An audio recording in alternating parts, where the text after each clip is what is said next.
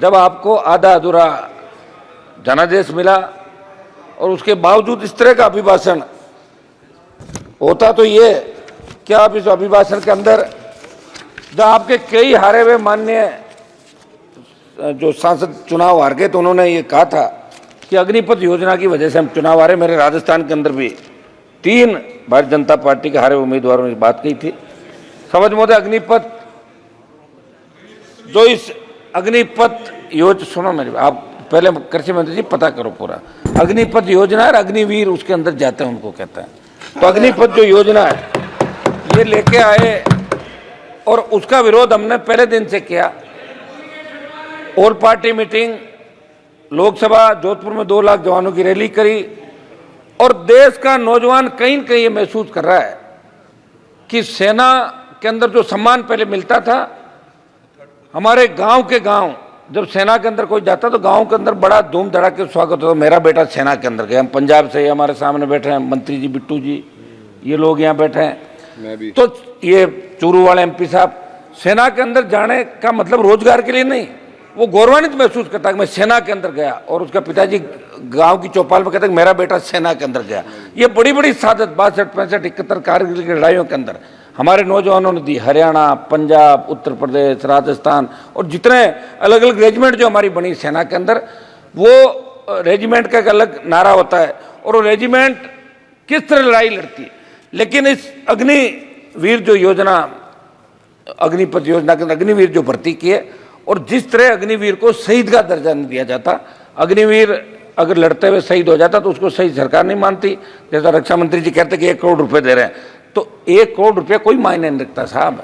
लोग वहाँ लड़ने के लिए 20,000 फीट ऊंची पहाड़ियों पर जाते हैं। हमारी सेना जो वर्ल्ड के अंदर सबसे मजबूत थल सेना के रूप में इंडियन सेना को माना गया।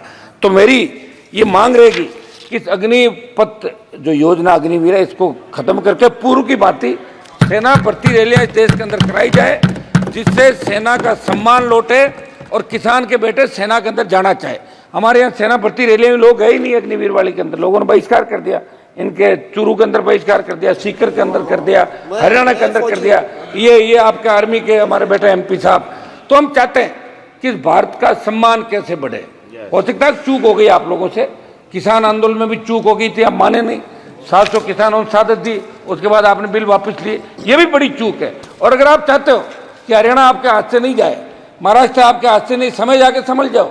अब की बार 237 पे आओ, अब की बार 130-35 पे आ जाओगे जब 5 साल चुनाव होगा। धीरे धीरे घट रहे हो। 400 पार का नारा दिया था, नहीं पहुंच पाए। राजस्थान के हमारे मंत्री जी बैठे सामने, 2 मंत्री राजस्थान के अंदर, मेरे को कह रहे थे पिछली बार कि हमारी वजह से आप आ गए, ये पिछली बार कर लो। मैं तो फिर आ गया वापिस, आ गया 10-15, 10-12, 7 आए, 3-4 आपके मार्जिन पे बॉर्डर पे रहे थे। सब आप तो मेरी प्लीज समझ मोदे, एक समझ मोदे, मेरी सरकार से मांग है कि इस अग्निवीर अग्निपथ योजना को समाप्त करके, और एक उस समय जब अग्निपथ योजना लाए थे तो, रुकिए भाई 1 मिनट प्लीज, मूवी अलग है, इस योजना का नाम पढ़ ले, आप सुनो, पहले पढ़ाई करो, तैयारी करो। सिवाय मोदी जी के नारे लगाने के कुछ नहीं करते आप लोग, मोदी जी करते, पढ़ा करो।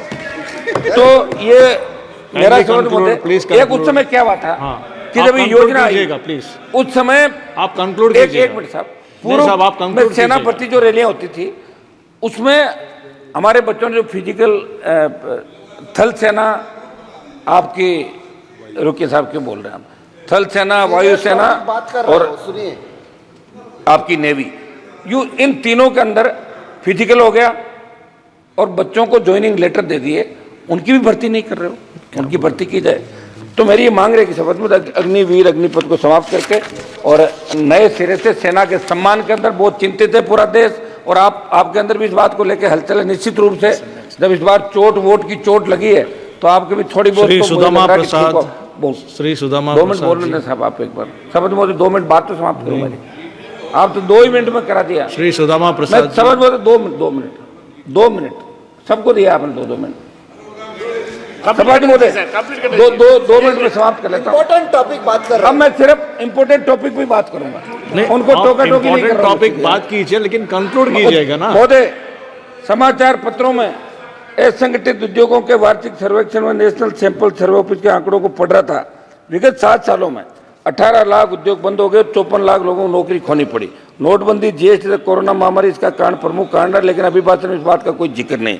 सौद मोदय युवा आत्महत्या कर रहा है और नशे की बढ़ती प्रवृत्ति देश के लिए चिंता का विषय। सिंथेटिक नशा पंजाब, हरियाणा, राजस्थान, एमडीएमए, एलएसडी, इस पे कैसे रोकथाम हो, ये हम सब के लिए चिंता का विषय। सबको